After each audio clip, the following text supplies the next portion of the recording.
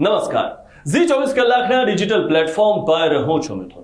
શું તમે માત્ર ને માત્ર સિંધવ મીઠાનો જ ઉપયોગ કરો છો તો તમને ગોઈટર નામની બીમારી થઈ શકે છે।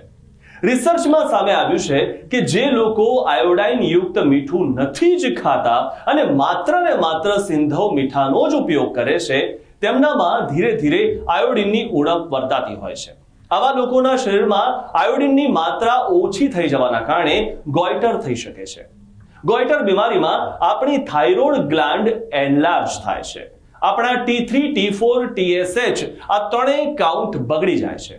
પછી આપણને શ્વાસ લેવામાં તકલીફ થાય, ખૂબ ઉધરસ આવે, ગળામાં ખંજવાળ આવે અને પછી ગળામાં સોજો પણ આવતો હોય છે। તો ક્યારેક તેના માટે સર્જરી પણ કરાવવી પડે છે। હવે આ બધું જ તમને ના થાય એવું તમે ઈચ્છતા હો તો તમે સિંધવ અને આયોડાઇન યુક્ત બંને મીઠાનો વારાફરતી ઉપયોગ કરવાનું ચાલુ કરી દો।